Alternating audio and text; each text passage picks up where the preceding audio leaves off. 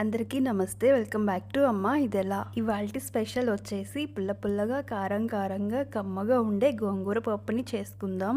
ఈరోజు నేను కుక్కర్లో ఈ గోంగూర పప్పుని వండుతున్నానండి. కానీ మీకు గనక టైం ఉండి గిన్నెలోనే ఈ పప్పుని ప్రిపేర్ చేసుకున్నారంటే ఇంతకంటే రెండింతలు రుచిగా వస్తుంది.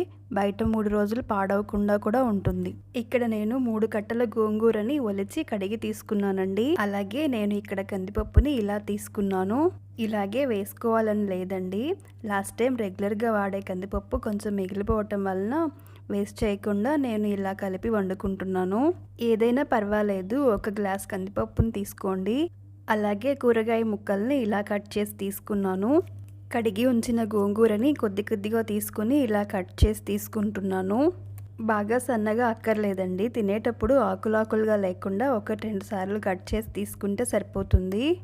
ఇదిగోండి, ఇలా కట్ చేసి ఒక గిన్నెలోకి తీసుకున్నాను. ఈ పప్పుని కుక్కర్లో వేసి 2-3 సార్లు కడిగి తీసుకున్నాక కట్ చేసిన గోంగూరని, కట్ చేసిన 3 టమోటాల తరుగుని, మీరు తినే ఘాటుని బట్టి పచ్చిమిర్చిని కట్ చేసి వేసుకోండి. నన్ను అడిగితే కొంచెం ఘాటుగానే ఉంటేనే బాగుంటుందండి, కారం వేయటం లేదు కాబట్టి. అలాగే ఇప్పుడు 2 ఉల్లిపాయల తరుగుని, 2 రెబ్బల కరివేపాకుని, టీ స్పూన్ జీలకర్రని, కొంచెం కల్లుప్పుని, టీ స్పూన్ పసుపుని, 3 గ్లాసుల వాటర్ని వేసి కుక్కర్ మూత పెట్టి స్టవ్ పై పెట్టుకుందాం. 4 విజిల్స్ వచ్చే వరకు ఉడకనిద్దామండి. స్టీమ్ అంతా పోయాక కుక్కర్ ఓపెన్ చేశానండి. పప్పు చాలా బాగా ఉడికింది. ఈ పప్పుని పప్పు గుత్తితో నలిగినట్టుగా మెదిపి తీసుకోండి, అప్పుడే టేస్ట్ తెలుస్తుంది. నేనైతే కొంచెం మెత్తగానే మెదుపుకున్నాను, కానీ మరీ మెత్తగా అవనీకండి, చప్పగా ఉంటుంది. గోంగూర కట్ చేసి వేసుకున్నాం కాబట్టి త్వరగానే నలిగిపోతుంది.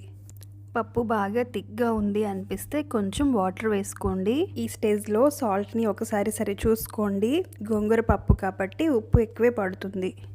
ఇప్పుడు తాలింపు కోసం ఒక ప్యాన్లో 3 స్పూన్ల వరకు నూనె వేసుకుంటున్నాను. ఈ నూనె వేడయ్యాక 2 టీ స్పూన్ల తాలింపులు, 1 టేబుల్ స్పూన్ ధనియాలు అస్సలు స్కిప్ చేయకండి, కంపల్సరీగా వేయండి.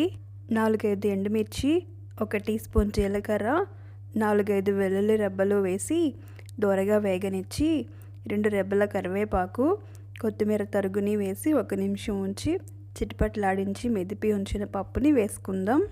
ఇప్పుడు కుక్కర్ గిన్నెలో కాసిని నీళ్లు పోసి బయట నుంచి నీళ్లు వేయకుండా ఈ నీళ్ళని పప్పులో వేసుకుందాం. తాలింపు వేయటంతోనే పప్పుకి మంచి సువాసన వస్తుందండి. ఇప్పుడు పప్పు మరింత రుచిగా ఉండటం కోసం 2 టేబుల్ స్పూన్ల శనగపిండిలో కొద్దిగా నీళ్లు వేసి ముద్దలు లేకుండా కలిపి పప్పులో వేస్తున్నాను. ఇప్పుడు 1 అర నిమిషం పాటు ఉడకనిద్దామండి. ఇప్పుడు స్టవ్ ఆఫ్ చేసుకున్నాను. దించే ముందు చింతపండు బదులు 1 నిమ్మకాయ రసాన్ని వేస్తున్నాను. ఎంత గోంగూర పుల్లగా ఉన్నా కొంచెం నిమ్మరసాన్ని కానీ చింతపండుని కానీ వేసుకోవాల్సిందేనండి. మీరు చింతపండు తీసుకోవాలనుకుంటే కుక్కర్లో కూరగాయలతో పాటే వేసుకుని మగ్గించుకుంటే సరిపోతుంది. మన గోంగూర పప్పు రెడీ అయిపోయిందండి. స్టవ్ పై నుంచి దించి కొత్తిమీర చల్లుకుంటున్నాను. మనం వేసుకున్న ఫ్లేవర్స్ అన్నీ పప్పుకి పట్టి ఈ పప్పుకి మరింత రుచిని తీసుకొస్తాయి. మీరు కూడా ఇలా ఓసారి పప్పుని ప్రిపేర్ చేసి ఈ టేస్ట్ని ఎంజాయ్ చేస్తారనుకుంటున్నాను. ఈ గోంగూర పప్పు రెసిపీ నచ్చితే ఒక లైక్ చేయండి. మరెన్నో ఈజీగా క్విక్గా చేసుకునే రెసిపీస్ని మిస్ కాకుండా చూడటం కోసం సబ్స్క్రైబ్ చేసి బెల్ ఐకాన్ ప్రెస్ చేయటం మర్చిపోకండి. Thank you for watching. Bye అండి.